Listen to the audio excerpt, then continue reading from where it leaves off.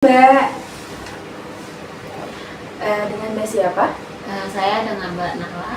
Baik Mbak Nahla, sebelumnya perkenalkan saya Hamsya Nur Aziza, selaku konselor yang akan menemani sesi konseling ini selama beberapa waktu ke depan. Sebelumnya saya izin bertanya, sekiranya apa yang membuat Mbak Nahla datang ke sini hari ini Mbak? Sebenarnya untuk datang ke sini saya sedikit mempunyai masalah. Itu saya agak capek untuk menjadi anak cewek satu-satunya di dalam keluarga ya. Memangnya ada berapa bersaudara Mbak untuk keluarganya? Untuk saudara saya ada 4, kita 4 bersaudara. Oh, Mbak Nahla anak yang Saya anak kedua. Oh, anak yang kedua. Baik, jadi Mbak Nahla merasa lelah saat berada di situasi keluarga di mana Mbak Nahla menjadi anak kedua, seperti itu ya Mbak. Kalau boleh tahu seperti apa hal-hal yang mungkin membuat Mbak Nahla merasa gitu, dalam kondisi yang melelahkan? Mungkin karena semua masalah keluarga diceritain ke saya kali ya. Oh, oke. Jadi hal-hal sepele yang mungkin saya tidak harus diceritain tapi diceritain. Oh, seperti itu. Jadi kalau misalkan untuk pihak yang menceritakan itu seperti apa tuh? Apa dari pihak bapak atau dari pihak ibu yang menceritakan dalam bentuk apa? Ya, Oh, dari pihak ibu. Jadi Ibu Mbak Nahla seringkali menceritakan segala permasalahan yang memang ada dan mungkin sedang dirasakan oleh Ibu Mbak Nahla ke Mbak Nahla, seperti itu ya. Dan rasa lelahnya itu terjadi apa mungkin terjadi karena itu hanya diceritakan ke Mbak Nahla saja tanpa diceritakan ke yang lainnya, saudara-saudara lainnya? mungkin diceritain ke saudara-saudara yang lainnya, tapi kalau diceritain ke yang lainnya itu nggak yang spesifik banget. Jadi kayak mungkin cuma beberapa doang, tapi kalau ke saya benar-benar sedetail mungkin tuh diceritain. Apa mungkin karena saya cewek juga kali ya, kan lebih terasa banget gitu kan. Baik, jadi berarti di situasi seperti itu, di saat Mbak Nahla memang diceritakan oleh ibunya Mbak Nahla merasa cukup tertekan seperti itu ya. Apa benar seperti itu yang dirasakan? Iya, mungkin sedikit terbebani ya, karena menjadi sebuah pikiran gitu. Kalau habis diceritain kayak kepikiran gitu deh, kepikiran gitu deh. Baik, jadi di saat situasi seperti itu biasanya apa yang mungkin Mbak Nahla lakukan ke ibunya Mbak Nahla? Mungkin di saat Mbak Nahla merasa lelah, sebenarnya di saat diceritakan, biasanya apa yang Mbak Nahla lakukan untuk diri Mbak Nahla sendiri? Saya cuma bisa diam. Cuma bisa diam. Terus kalau misalkan memang lagi capek tapi tiba-tiba emang ibu pengen ngobrol aja gitu, saya cuma bisa mendengarin aja tapi tidak menjudge dan tidak, ya udah nggak buka suara, cuman hanya mendengarkan saja, dan setelah itu udah diem aja gitu.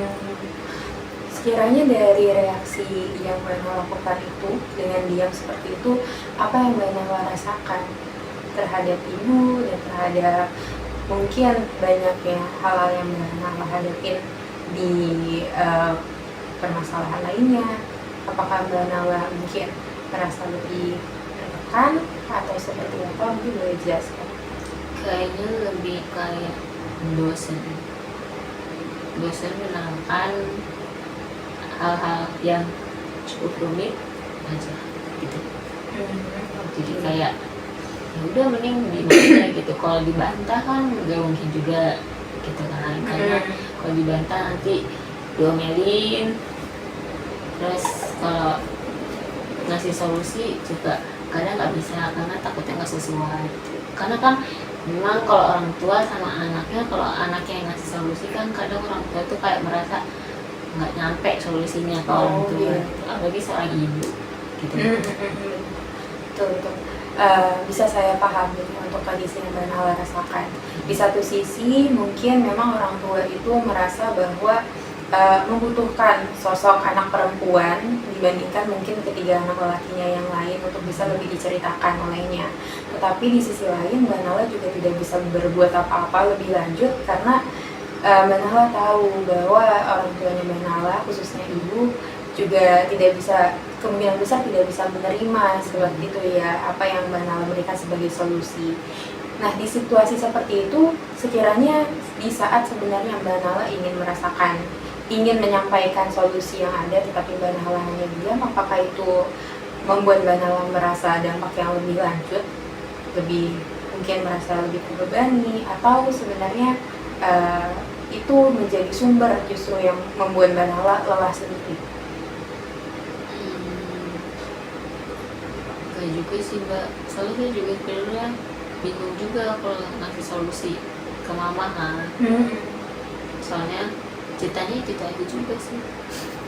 Jadi kayak kadang bisa satu cerita diulang terus menerus gitu. Mungkin yang membuat mama marah, tapi mama juga nggak bisa ngeluapin ke orang lain, ngapainnya ke saya.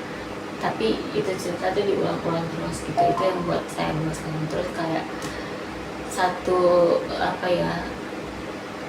kayak beberapa harapan juga yang membuat saya tertekan.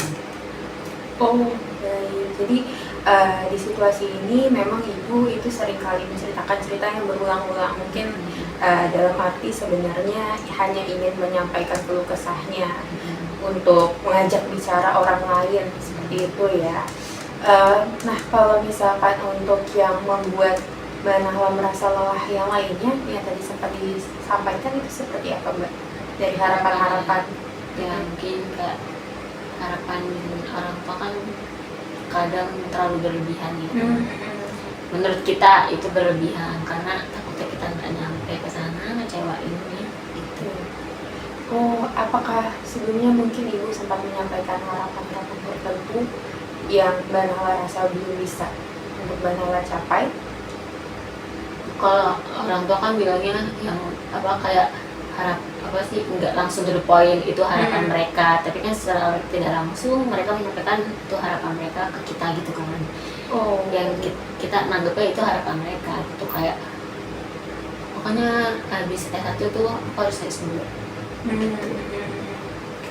Tapi otak aku nggak nyampe nanti. Oh, paham. Baik, saya bisa memahami. Jadi Itu contoh ya. Di satu sisi mungkin orang tua sebenarnya menyampaikan dalam bentuk harapan secara umum, tidak menyudutkan itu untuk Mbak Nahla, tetapi secara tidak langsung dari pihak Mbak Nahla sebagai anak itu merasa, oh ini seperti harapannya untuk diri Mbak Nahla sendiri, sehingga ada rasa terbebani di sana, seperti itu ya? Iya, masalahnya kalau S2-nya disuruh beasiswa, masalahnya otak saya nggak nyampe. Oh baik, jadi ada saya tahu kapasitas otak gitu loh. Oke. Jadi ada ekspektasi tersendiri yang sebenarnya Mbak Nahla merasa tidak bisa menyanggupinya, seperti itu ya. Oke. Kalau mungkin boleh diceritakan lebih lanjut, kalau misalkan di dalam kondisi-kondisi seperti itu, biasanya apa yang Mbak Nahla lakukan dan juga rasakan? Apakah itu membuat Mbak Nahla semakin merasa cemas atau mungkin memikirkan hal-hal yang lebih lanjut terkait itu? Merasa cemas, iya. Kayaknya ya merasa cemas, merasa takut ngambil langkah. Terus kayak pengen kayaknya sebelum S2. Oh, kayak bukan kayak ya, pengen sukses itu sebelum S2. Jadi kayak biar S2 itu bisa dinanti-nantiin gitu. Sebenarnya nggak apa-apa S2, cuman kayak mereka tuh maunya S2-nya itu kayak benar-benar langsung lulus S1 gitu, kayak nggak ada jeda. Sedangkan saya pusing belajar mulu. Bisa dipahami. Jadi di satu sisi Mbak Nahla memang mendapatkan tekanan bahwa agar bisa nangis. Dulu.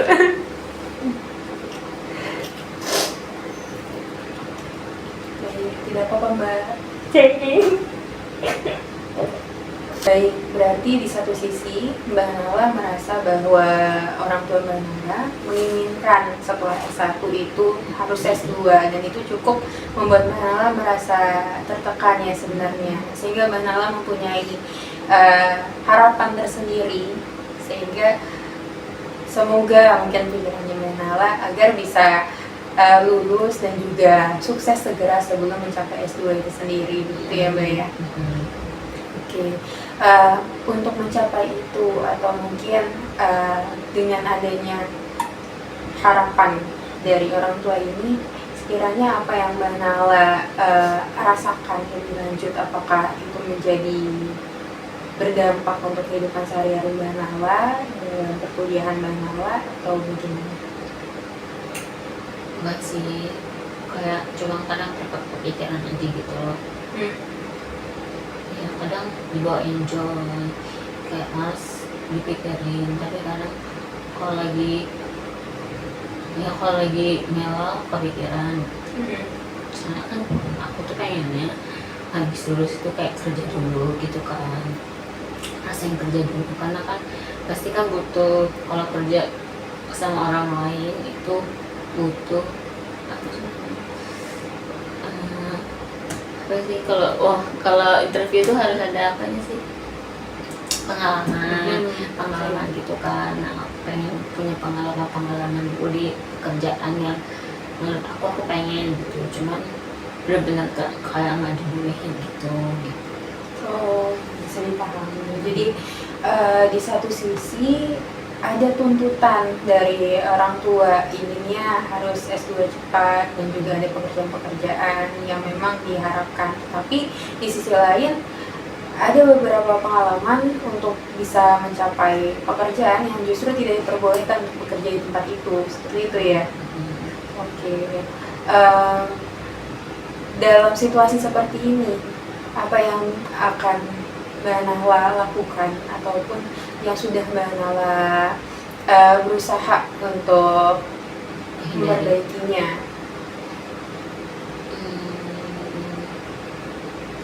Ya lagi berusaha ini sih, ngasih nilai terbaik, terus menghasilkan uang di umur segini, walaupun cuma sedikit, maksudnya punya tabungan lah ya, bukan uang gitu, punya tabungan yang bisa buat diri saya sendiri gitu. Udah sama punya tekad sendiri gitu. Paling nanti juga kalau itu nekat sendiri, karena saya orangnya nekat. Oke. Sebenarnya berarti kalau saya simpulkan mungkin ya, sebenarnya sudah ada beberapa yang Mbak Nala lakukan untuk berusaha mencapai itu. Sudah ada beberapa hal yang Mbak Nala usahakan seperti itu ya, untuk bisa memenuhi ekspektasi itu sendiri. Tetapi itu tetap terasa terbebani atau seperti apa Mbak?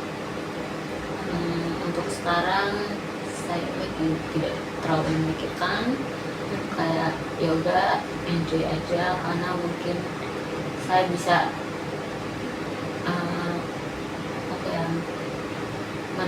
nekat untuk diri saya sendiri mungkin nanti. Kalau boleh tahu nekat yang dimaksud itu seperti apa? Ya nekatnya kayak misalkan kalau benar-benar disuruh S2, saya tetap bilang tidak mau, karena saya mau istirahat dulu otaknya dari semua pelajaran. Baik. Jadi Mbak Nala berusaha untuk ingin tetap S2. ya, untuk ingin tetap sesuai dengan prinsip yang ingin Mbak Nala lakukan untuk hidupnya Mbak Nala sendiri, terlepas dari mungkin adanya tuntutan-tuntutan lain dari orang tua yang mengharapkan Mbak Nala proses 2 dan lainnya. Tapi Mbak Nala berusaha ingin bisa membuktikan seperti itu ya. Untuk sesi ini saya coba simpulkan. Jadi Mbak Nala sendiri merupakan anak kedua dari 4 bersaudara, di mana perempuan satu-satunya. Dan terdapat hal-hal yang membuat Mbak Nala merasa lelah secara batin seperti itu ya, dimana orang tua Mbak Nala, khususnya ibu, seringkali menceritakan hal-hal yang mungkin sebenarnya merupakan permasalahan keluarga kepada Mbak Nala. dan itu cukup membuat Mbak Nala merasa lelah, merasa mungkin juga tertekan, dan ada beberapa harapan-harapan yang disampaikan Ibu Mbak Nala yang sebenarnya itu cukup membebani seperti itu ya. Jadi membuat Mbak Nala merasa adanya ekspektasi yang lebih tinggi untuk Mbak Nala sendiri, sedangkan sebenarnya ekspektasi itu bertentangan dengan yang sebenarnya ingin Mbak Nala lakukan. Sebenarnya Mbak Nala tidak ingin untuk S2, tetapi Mbak Nala dimintakan atau diharapkan seperti itu, sehingga itu membuat Mbak Nala merasa cukup tertekan ya dibuatnya. Dan untuk ini Mbak Nala sebenarnya sudah berusaha untuk menyiapkan plan ke depannya bahwa Mbak Nala akan tetap mengikuti apa yang memang sudah dijadikan prinsip oleh Mbak Nala. Seperti itu.